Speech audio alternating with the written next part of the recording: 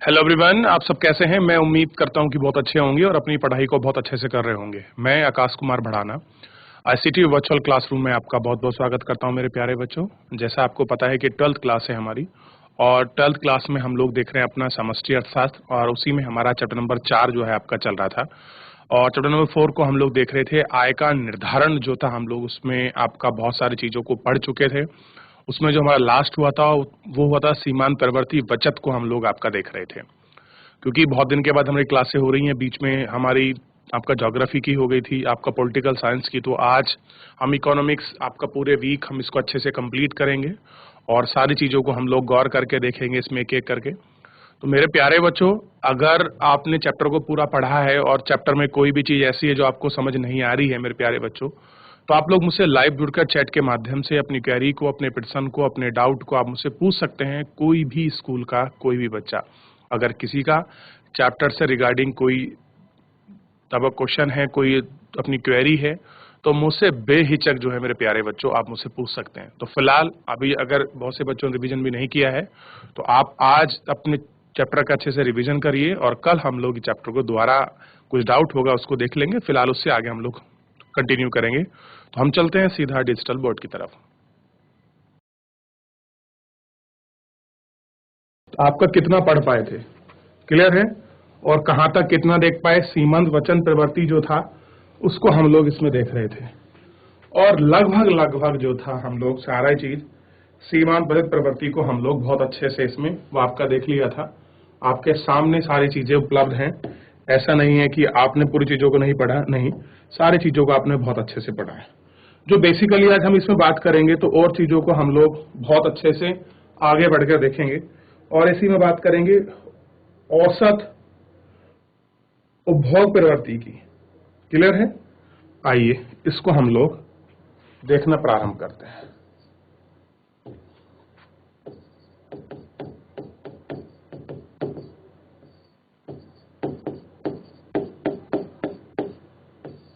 औसत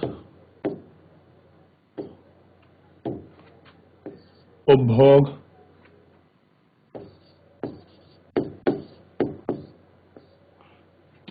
प्रवृत्ति तथा औसत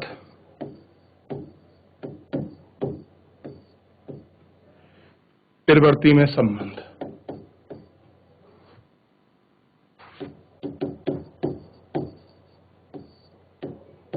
ठीक, आइए तो एक एक करके पॉइंट बाय पॉइंट हम लोग इसको समझने का प्रयास करते हैं। ध्यान रखिए,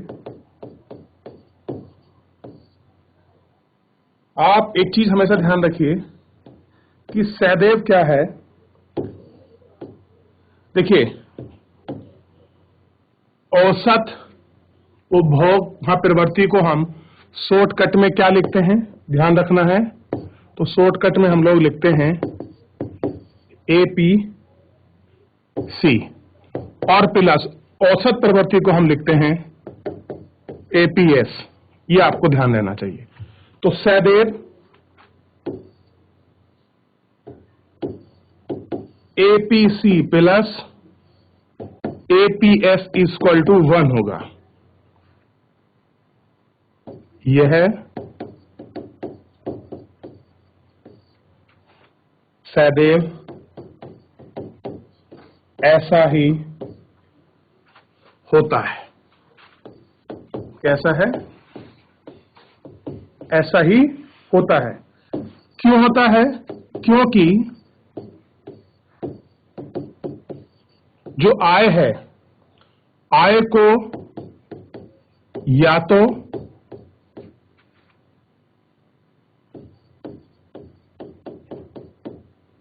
उपभोग किया जाता है, क्या करते हैं, आय को या तो उपभोग किया जाता है या फिर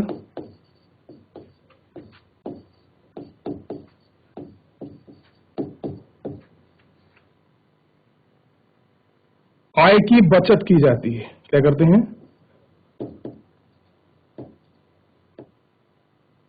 आय की बचत की जाती है।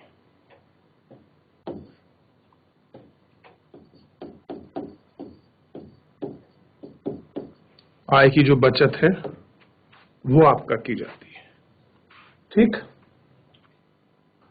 अब परिमाण क्या होंगे, थोड़ा सा परिमाण को हम लोग इस पर ध्यान देते हैं। तो ये होगा y is equal to C plus S. C plus में क्या होगा कि कंज्यूमर और सप्लायर की बात कर रहे हैं कि दोनों पक्षों में y से भाग देने पर हमें निकालना है समीकरण। तो क्या करेंगे, भाग देने पर तो y इज इक्वल टू, यहां भी y लगेगा, c के नीचे y होगा प्लस s के नीचे भी क्या होगा, y होगा। तो क्या हो जाएगा, 1 is equal to ACP plus APS अथवा APC is equal to 1 minus APS या APS इस प्रकार APC तथा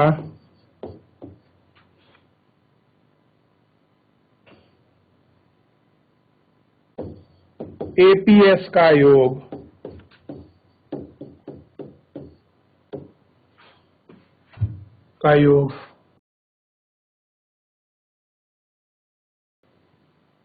हमेशा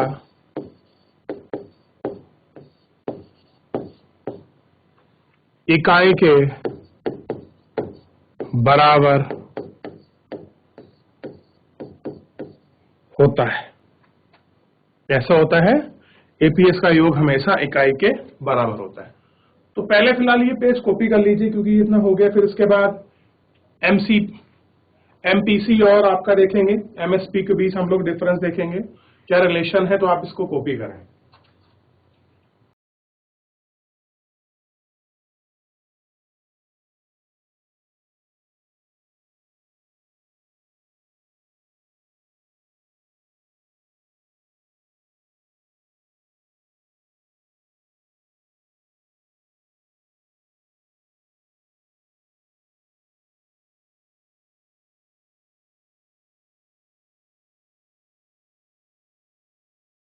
देख रहे हैं बच्चों आप लोग, सभी बच्चे अच्छे से कॉपी करें।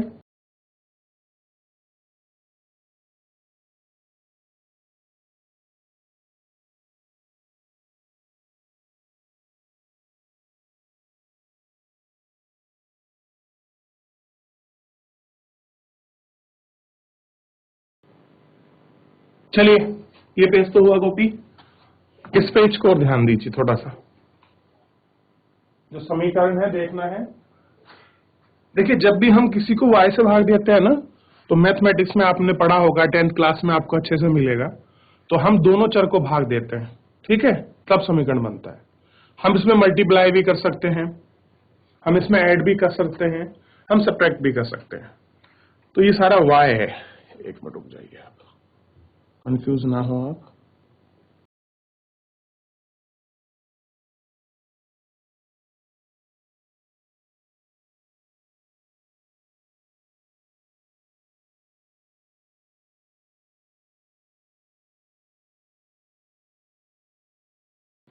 आगे बढ़े।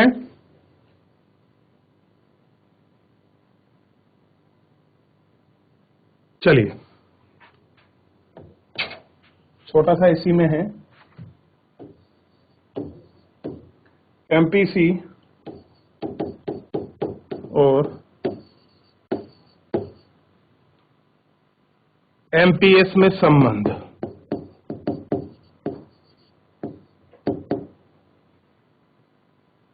रिलेशन बिटवीन एमपीसी और एमपीएस, तो हमें इन दोनों में संबंध देखना है। क्लियर है?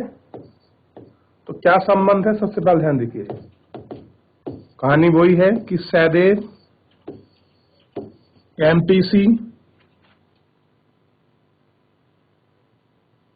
Plus MPS is equal to 1 होगा। ठीक, तो एमपीसी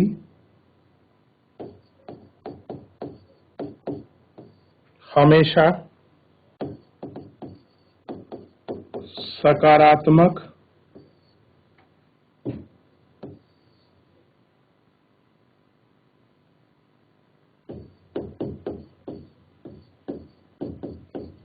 होती है तथा 1 से कम होती है।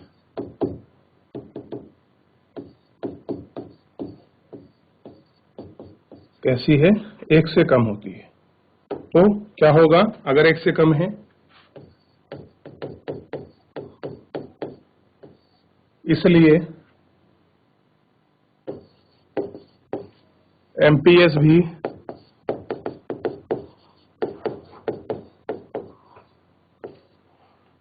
सकारात्मक तथा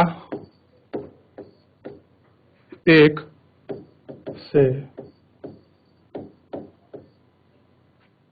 कम होनी चाहिए। Come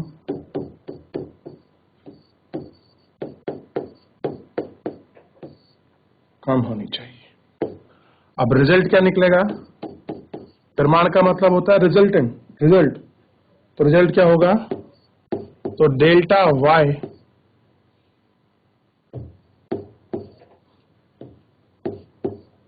is equal to delta C plus delta S. अब दोनों पक्षों में कौन कौन से पक्ष हैं? एक पक्ष ये है और एक पक्ष ये है। ठीक, तो ध्यान रखना है कि दोनों पक्षों में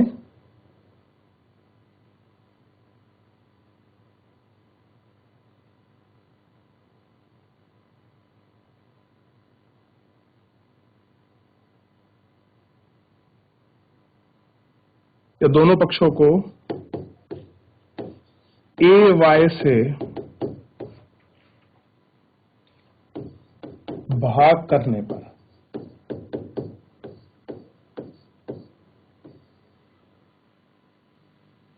क्या है? भाग करने पर। अब देखिए कैसे भाग करेंगे।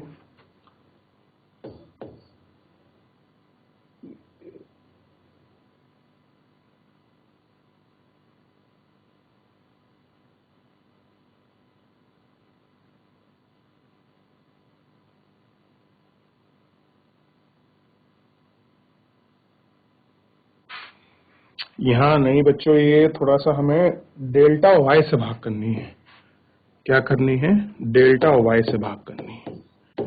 ठीक, अब देखिए डेल्टा वाई से भाग करेंगे तो delta Y upon delta Y equal to delta C upon delta Y plus delta S upon delta Y. ये हो गया। अब ये जब हमने इतना भाग दे दिया तो ये कट के 1 के बराबर हो जाएगा। और ये तो आपको पता ही है, ये क्या है आपका? ये delta C upon delta Y क्या है? M P S C S है और ये क्या है? एम एस पी है। तो ये हो जाएगा 1 इक्वल टू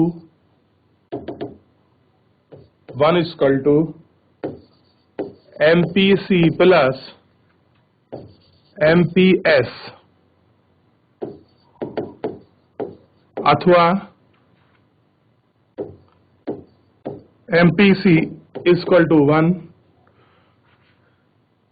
या आप इसे इस पूरे पोर्शन को यहां से उठा लीजिए और इसको यहां लिख लीजिए, अथवा तो हमने लिख ही रखा है M P C equal to 1 minus M P S अथवा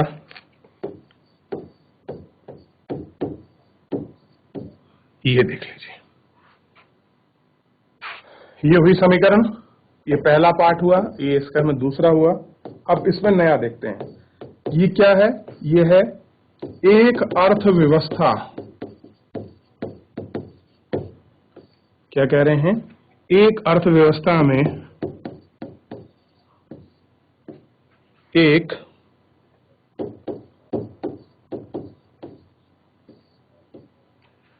वित्तीय वर्ष में वित्तीय वर्ष में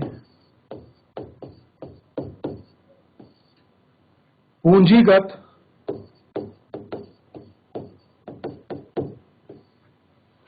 वस्तुओं के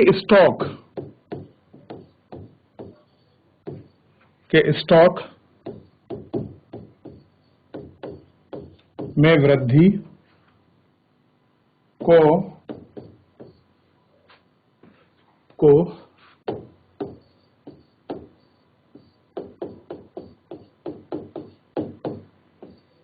पूंजी निर्माण निवेश कहते हैं। ठीक, अब ये दो चीज से वो आपका प्रेरित होता है। पहला लिख लीजिए, एक होता है प्रेरित निवेश,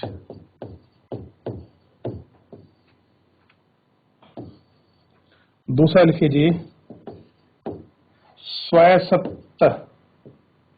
स्वायत्त यानी कि फ्री निवेश। ये दोनों प्रकार के जो निवेश हैं ये इसी में इंक्लूडेड हैं। तो एक बार एक एक पेज करके इसका कॉपी कर लें, फिर हम लोग जो है इसमें आगे बढ़ जाएंगे।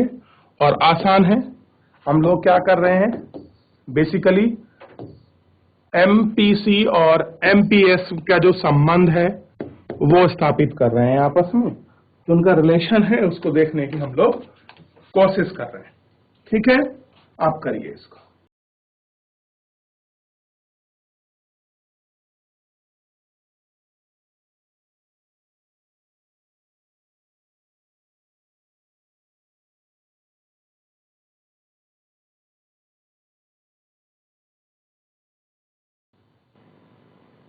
हुआ बच्चों?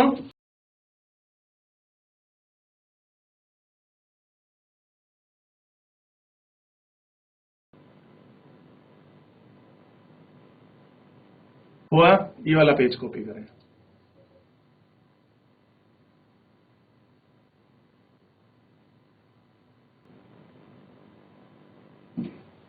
देख लिया बच्चों?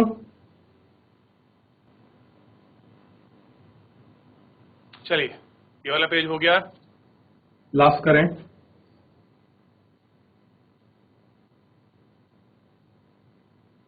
चलिए, ये वाला पेज हुआ कॉपी। अब थोड़ा इससे आगे बढ़ते हैं और एक एक करके जो हमारे चीजें हैं आगे बढ़ते हैं। ठीक, चलिए इनको देख लिया। अब जो अगला इसमें पॉइंट है बड़ा इंपॉर्टेंट है,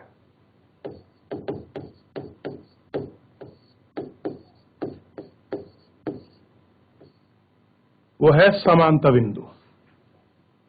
और समानता बिंदु को हम लोग देखते हैं कि आखिर में समानता बिंदु का अभिप्राय क्या है। तो देखिए, अभिप्राय है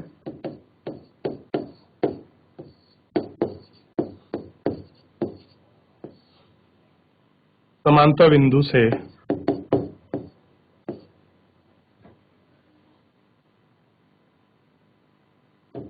देखिए, कुछ लोग बिंदु इस प्रकार से लिखते हैं,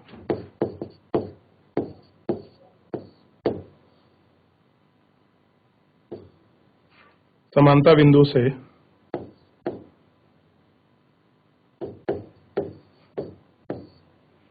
तात्पर्य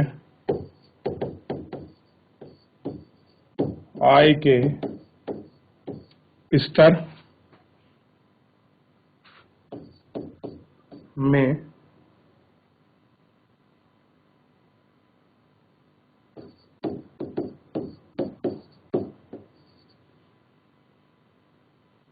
आय के स्तर में उस बिंदु से है, कह रहे हैं उस बिंदु से है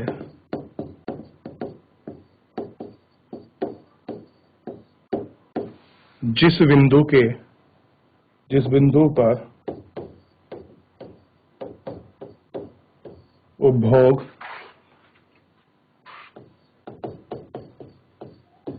आय के बराबर हो जाता है। कैसा है? I के बराबर हो जाता है। इसे लिख लीजिए, छोटा सा ही है, समानता बिंदु वन लाइनर में आपको क्वेश्चन के रूप में मिल सकता है। मेन जो है, मेन है आपका निवेश फलन।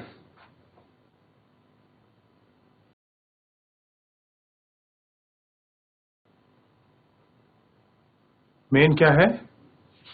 मेन है आपका निवेश फलन। लिखिए इसको। चलिए दोनों को साथ कर लेना। मैं थोड़ा सा एक लाइन और एक पेज और लिखा देता हूं। जो इंपॉर्टेंट है वो है निवेश फलन। इन्वेस्टमेंट फंक्शन क्या होता है, इसकी बेसिकली हमको आपको पूछना है। देखिए,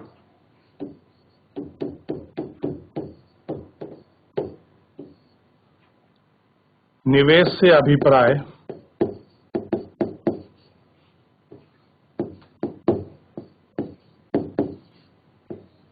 क्या कह रहे हैं? निवेश से अभिप्राय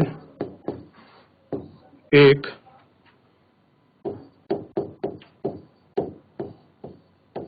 लेखा वर्ष में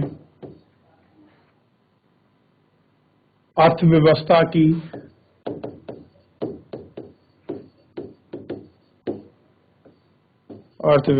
की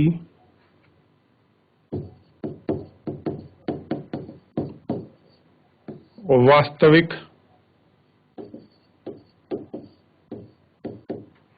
पूंजी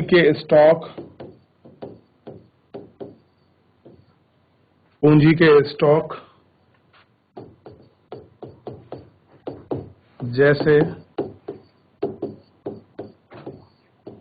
मशीन, इमारतें,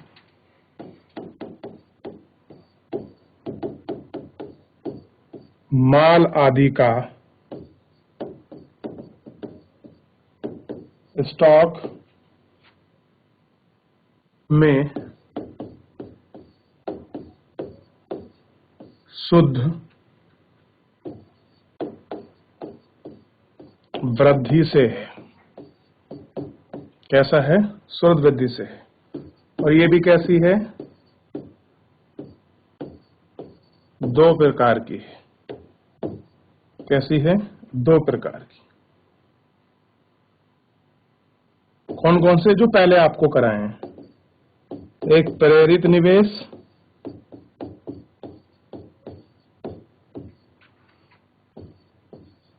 दूसरा है कौन सा? स्वायत्त निवेश। ये हमें ध्यान रखना है।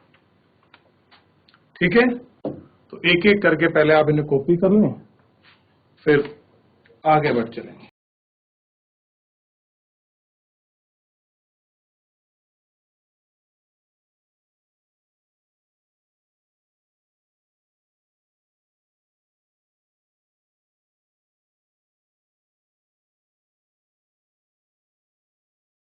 हो गया ये वाला? ये लास्ट है, आप इसको अच्छे से कॉपी करिए। ठीक है मेरे प्यारे बच्चों,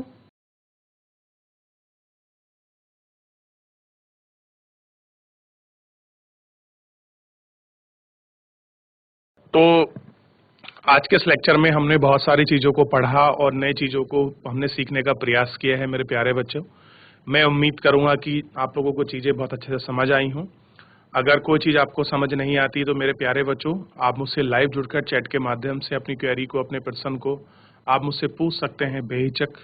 और किसी का अगर कोई डाउट्स है, कोई क्वेरी है तो भी मुझसे पूछ लीजिए। नहीं तो बच्चों आप चैप्टर का रिवीजन करिए और कल हम सबसे पहले आपका डाउट लेंगे। फिलहाल आज के लिए इतना ही।